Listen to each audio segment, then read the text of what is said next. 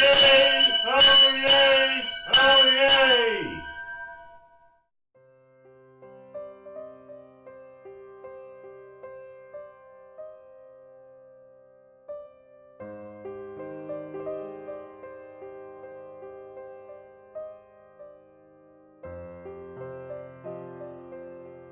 I was working on a project with Barry Aldrich. During the conversation, he mentioned to me that he'd written a small book called My Dear Murray. And I read this book and I was fascinated by the story. I'd never heard of Admiral Sir George Murray before, but here was a Chichester man, born in Chichester, died in Chichester, who was really a hero.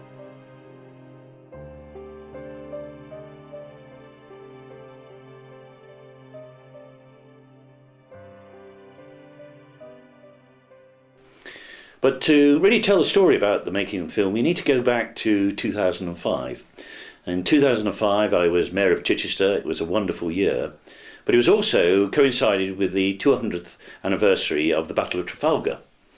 Well, I knew that most of the things which were going on would be in Portsmouth, but we did have in the council chamber a small portrait of Nelson in bronze there, and I thought perhaps there ought to be something that we're doing here in Chichester. My interest in George Murray, Sir George Murray, began in the autumn of the year 2000 when I had to organise a reunion for my RAF intake, my own band of brothers, if you like. They started off with 31 and there's half a dozen unfortunately have died. So I had to find an appropriate hotel with the sort of space whereby on the Saturday evening we could have our own meal, a private room, and we wanted some atmosphere and some interest. Well, the Ship Hotel ideally fitted the bill. And so I put a small advert into the local paper asking if there were any descendants of people who were at the Battle of Trafalgar or on the Victory, and would they like to come along to reception. And I was amazed. We actually had the direct descendant of the purser on the Victory. We had the master gunner, and we also had the master carpenter. In fact, the master gunner was the man who fired the very first shot at the Battle of Trafalgar. But also, bearing in mind we were our young RAF officers, all bright-eyed and bushy-tailed and just wanted a fun weekend, I found that in 1944, General Eisenhower met with the senior wheels of the Royal Air Force for discussions prior to D-Day landings. It was hosted by the Ship Hotel on behalf of the officers' mess at Tangmere, because clearly Tangmere was a possible target and we didn't want to wipe out they didn't want to wipe out the top brass of the RAF in one evening, at least not from a bomb. Maybe alcohol would do it.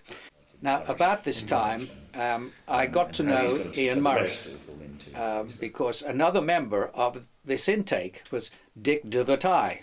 And when I was telling him about the reunion and the history and the mention of Sir George Murray, he said, my cousin is a direct descendant of George Murray. So all of a sudden, I saw the way of getting a lot more information, and through Ian and through Dick, I was able to get family trees, the service record, pictures of the oil paintings, and so on. So I established the contact with Ian Murray way back in about 2002, after the reunion. Well, that sort of awakened an interest, if you like, in Nelson's Navy and Chichester in particular. Chichester being a very fine Georgian city, a lot of the activity going on and the building of Chichester was at that particular time. And then out of nowhere came another very good source, Hugh Owen, Captain RN, Royal Navy, retired, living in Chichester and known to the hotel management, and he was in the process of updating the biographies of another sort of 10 or so admirals of the period for the National Dictionary of Biographies. So he was well into the history of George Murray.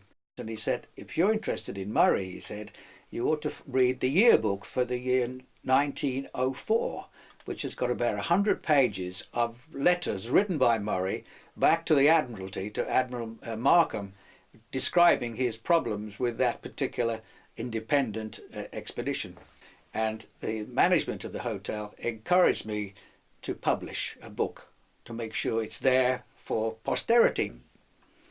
So that was lodged into my brain. The second thing that really happened was that I was working on a project with Barry Aldrich, and this was on a neighbourhood appraisal which we were doing, and during the conversation he mentioned to me that he'd written a small book called My Dear Murray, which was when he had a celebration with some of his old RAF colleagues. And I read this book and I was fascinated by this story. I'd never heard of Admiral Sir George Murray before, but here was a Chichester man, born in Chichester, died in Chichester, who was really a hero. I mean, in naval terms, he was a very important part of Nelson's navy. He was Nelson's friend. He was captain of the fleet, which is one of the highest ranks you can get in there. And also, he'd been a very important part of Chichester. In fact, looking around the boards that we have there in the council chamber, I noticed that he was mayor back in 1815. I suspect that during the conversation he might have asked if I had a spare copy of my book, my first book, but I didn't because I only produced 12 and I knew where all 12 were. Yes, I thought I knew where they were. I knew where 11 were, but there's one missing. And I happened to spot on Amazon that it had been for sale. It was sold, but at least it had gone through their books. And they wouldn't tell me, because they weren't allowed to, who had bought it or even how much they'd paid for it. All points of great interest to me. So I thought, 2015 would be the 200th anniversary. And that also coincided with the 250th anniversary of the commissioning of HMS Victory, which was the ship where Murray would have been. In fact, one of the great sort of tragedies, if you like, is that the reason we don't know Murray is because at the Battle of Trafalgar, he was back in the UK. He would have been there, standing next to Nelson. In July 1805, Murray's father-in-law died, leaving him executor of a complex will. Murray therefore missed the Battle of Trafalgar. Nelson would not appoint another captain of the fleet, hence the famous saying, Murray or none. And in fact, the very last letter that Nelson wrote was in fact to Murray, back in here. So you could see there was a very close friendship between the two. And in fact, we always say that perhaps if things and fate was different, that it would have been Murray standing next to Nelson, and perhaps when Nelson died, his last words would have been, not kiss me Hardy, but kiss me Murray. My wife and I went down to the Isles of Scilly, because that is where the Colossus, which was Murray's ship, was shipwrecked in 1798. Lo and behold, when I went down there and found that the local diver called Todd Stevens had written a book on Colossus. Another thing happened during that time.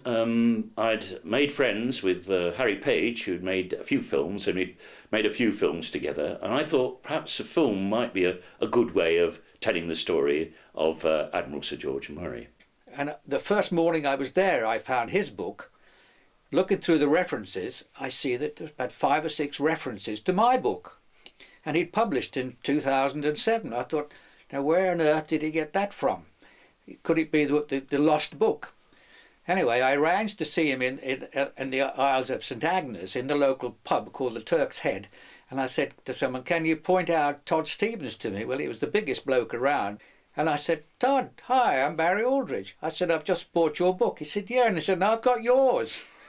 When Richard first approached me to make this film, I jumped at the chance. I've always had an interest in this particular period of history, and to be able to combine that with my passion for documentary filmmaking, and to have an actual chance to film on HMS Victory, was an opportunity not to be missed. The other thing that was working along that particular time was that Alan Green, who was one of our historians, had managed to find a conveyance for the Ship Hotel, which was Admiral Sir George's house. And the Ship Hotel, we'd actually been quite an interesting place because the original date that was thought it was built was much later than they thought. And the conveyance actually solved a lot of the problems of that. And that gives us more information to put into a film. I was born and bred in Chichester, and I've lived here all my life and have a passion for its history and love writing about it. And I also collect anything to do with the city. Now, a good friend of mine, Terry Carlisle, is an avid eBay watcher, and if something crops up with a Chichester interest, she'll let me know. And a couple of years ago, a deed of a property turned up, and it was just catalogued as being property on the east side of North Street, Chichester, in the parish of St Peter the Less. All very vague, and this is because Georgian houses were not numbered, so it's an element of surprise when you buy it. But by identifying from the owners, I managed to ascertain that this was in fact the building that had been on the site of the ship. Shortly after that, another one appeared for 1802 for the same site. But the real breakthrough came in 2012, when another deed appeared from the same dealer, this time prompting that it had the signature of Admiral Sir George Murray on it. This had to be the ship. So I authorised her to pay whatever it cost, and we secured it. And it was very exciting because there not only was George's signature apparently, this was definitely the site, because it included what we historians love to see, what are known as abuttals, so that it describes what was on either side of the property. And there it confirms that to the south it was bounded by Guildhall Street. And not only that, it also gave the history of what had been on the site before, tying into the two previous deeds that I got. So we now had the full history of this site. So I thought that we ought to celebrate Murray and celebrate his life in 2015. The film would be actually one of the key things which would tell the story. It was not going to be easy because, if you can imagine, there wasn't going to be a lot of pictures and things around at that time, so putting the story together was going to be difficult. And one of the things that was great fun was going on to HMS Victory and actually going behind the scenes. And we built up a wonderful relationship with the Maritime Museum in Portsmouth, which has helped us and will help us with some of the things that we're going to be doing in 2015. Richard had already produced a storyboard, and when I got to see this, I was absolutely fascinated by this story of George Murray, who was a close friend of Nelson, played a significant role in Nelson's navy, was Mayor of Chichester, yet virtually unknown. So this is a really important part of Chichester's history that no one knows anything about, so I had no hesitation whatsoever in getting involved in the project. The conveyance is a typical Georgian document, on two vast sheets of vellum and all written in hand. One of the sheets is taken up with the terms of the trust that was set up between the Cobden brother and George's brother, who have administered the thing on their behalf. But the rest of it contains these all-important details describing the site and what had been on the site before, including the fact that the Cobdens bought it and then started building a house, which wasn't complete when George Murray bought the site, so he then knocked that house down to build what is now the Ship Hotel. And of course, and all along the bottom here you have the signatures of George and of the Cobdens, but John Murray's signature, funnily enough, is not there. A recently discovered conveyance of 1804 with George Murray's signature, although he was at sea at the time, shows that his new house, later to become the present-day Ship Hotel, was being built. There is, however, a conundrum about the signature. It's clearly signed George Murray and sealed by him, but the muster books show that he was at sea at the time. So there are two possible solutions. One is that it was sent out in dispatches. He signed it and sent it back, and then the solicitor signed it in absentia, so he didn't actually witness it at all that he's supposed to witness. Or the second, it was signed on his behalf by somebody else. Richard Plowman engaged a graphologist to have a look at the signature, and her opinion was that it wasn't George's signature, and it had been signed with somebody else, and possibly in a female hand. So it's possible that Mrs. Murray signed this thing on his behalf when he was away. But if she did, why didn't she use her own signature and PP it Admiral Murray? This we shall never know. But certainly if the solicitor signed as having witnessed it when he didn't, then he would have been guilty of professional misconduct. Filming on the Victory was a bit of a challenge to say the least. We had to arrive by 6:30 in the morning, and we had to be off the Victory by 10 AM, which is when the public are allowed on board. They were also refurbishing the Victory at the time, so there were sections of scaffolding around the ship and areas of work on deck that were covered in sheeting. So filming had to be very tight to make sure that these structures were not in shot. Well, I think we've been very lucky with the film because having Philip Robinson as the narrator, obviously a historian, and in fact the way that he put it over is that usually we only ever needed to do one take, which was great. So he was always known as One Take Robinson. 23-1. Yep. And when you're ready, Philip. In September 1795, he married Anne Teasdale of Chichester, but by December 1796, he was back at sea in command of the Colossus. So he was very good, and I think he brings to life, and in fact, almost looks the part. As soon as he gets into that admiral costume, you think, actually, he would have been a very good admiral. It was a privilege to be invited to be the narrator of this film. I've had a long history of interest in the British Navy, a history that goes back to my own childhood when I had aspirations of joining the Navy. The weather was also against us that day, so we did most of the external shots when we arrived, just in case it rained, which took quite some considerable time, before relocating to the great cabin.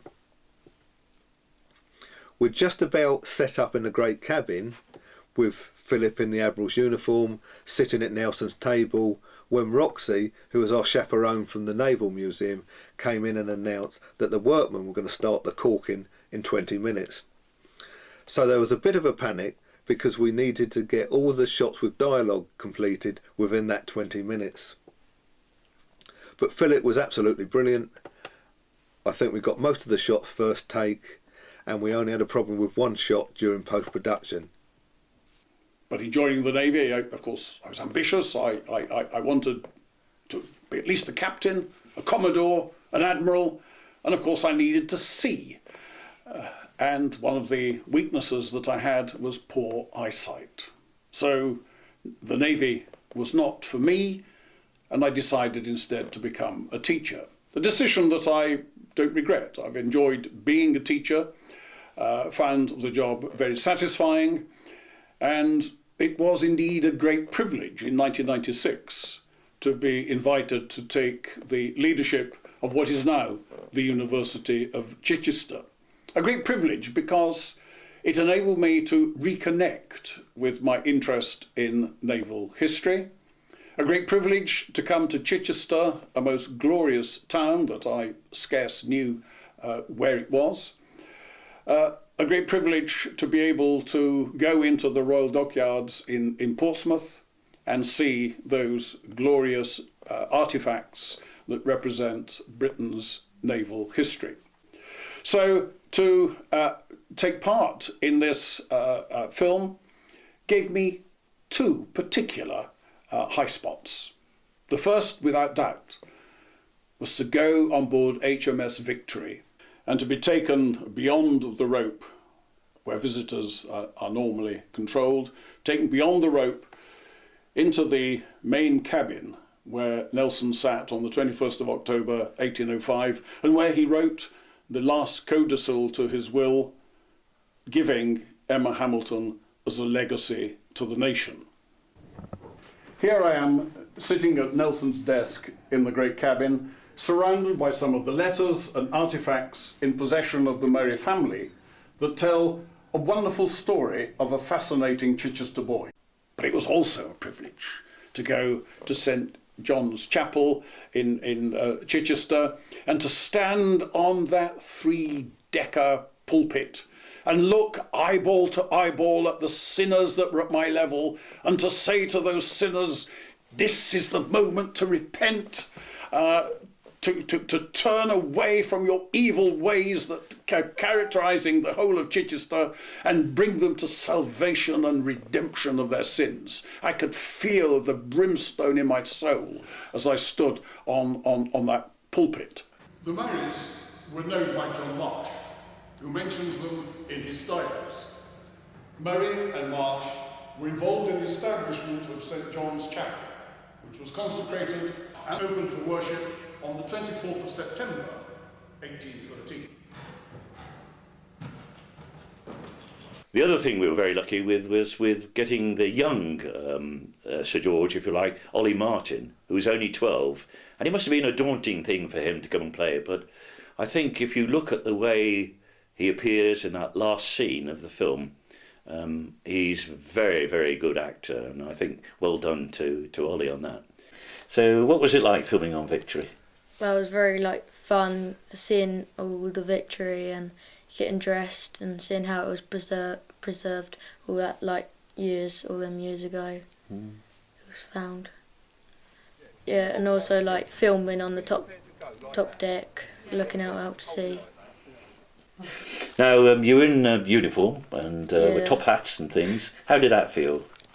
Yeah, getting dressed into it felt quite weird at first, but then I got used to the costume and obviously the telescope, which was from the museum. I mean, you were 12, weren't you? Oh, you were 12 then anyway. You're 13 now. You're growing up fast. And that was exactly the same age that George Murray would have been when he was sent to sea. So he would have left his home, his family.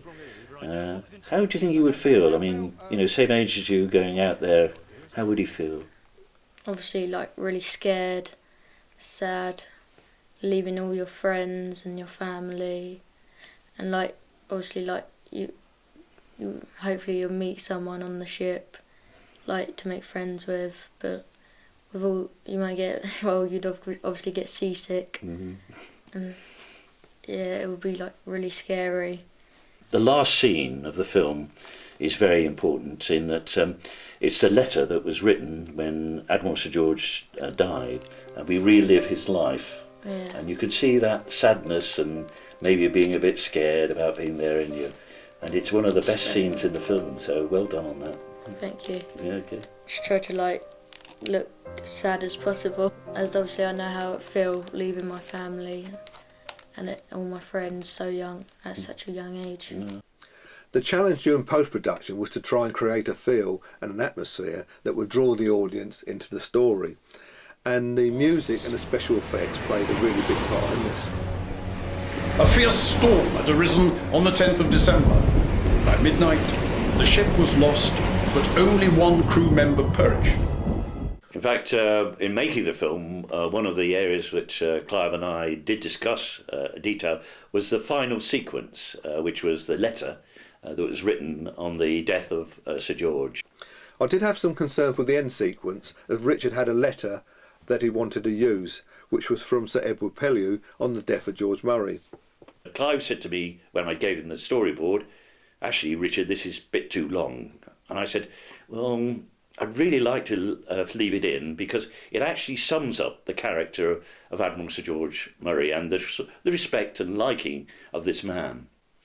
And so we discussed it for a while, and then I suggested perhaps we could use the last letter sequence, if you had Philip Robinson reading it, that we use it as a sort of summation, a sort of summary of the life of Admiral Sir George Murray. So in effect we would have Murray's life flashing in front of the eyes of the audience. So we tried this and it worked really, really well, particularly with the music that we chose. When Clive produced it for the first time and I saw it, it brought a lump to my throat. And it's the one scene throughout the whole of the making of this film we haven't changed. And when we first showed it to an audience, you could literally see and feel the emotional reaction of the audience as they watched the film and got drawn into this fascinating story. So we were really, really pleased with the end result. I will entreat you to express my deep and real regret for a man I do believe I loved as my brother. It will afford me great pleasure to show every possible respect to his memory, and should his funeral, poor dear fellow, be a public one, I shall be very glad to be found with you at his side. So I decided that we'd form the Murray Club. And the Murray Club has a motto which is Murray or none, which in fact was the expression that's used in the Navy that Nelson used about when he went to Trafalgar, because Murray couldn't go, Nelson wouldn't have another captain of the fleet, and so hence the expression Murray or none.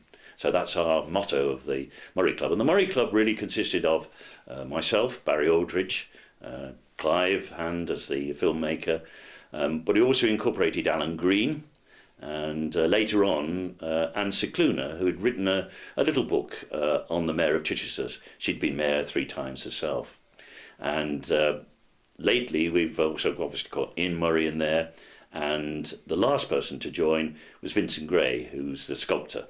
So this is the Murray Club, a very select number of people, and we meet and celebrate Murray. And our main objective is really to promote Murray and to make sure that he's known, if you like, to the people of Chichester. We are updating my book, and in fact it's now at a situation within a week or two it should be going to the printer. It relies very much on the first book, but I've done some additional research to fill out the various gaps. So now I think I have a book that covers just about every aspect of Sir George's naval career.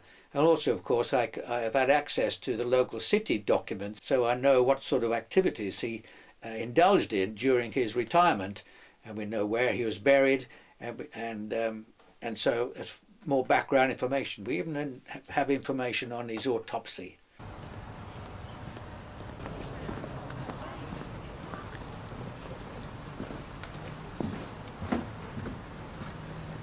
I'm sitting here very near to the final resting place of Admiral Sir George Murray. We've been raising the awareness of this man, and we've already have a second edition of the book, My Dear Murray by Barry Aldridge, and also a DVD. There's a plaque on his home, the Ship Hotel, but there's more that we can do. In 2015, it is the 200th anniversary of Admiral Sir George Murray as Mayor of Chichester. We're hoping to get the whole of the Chichester community involved with the life of this wonderful Chichester hero.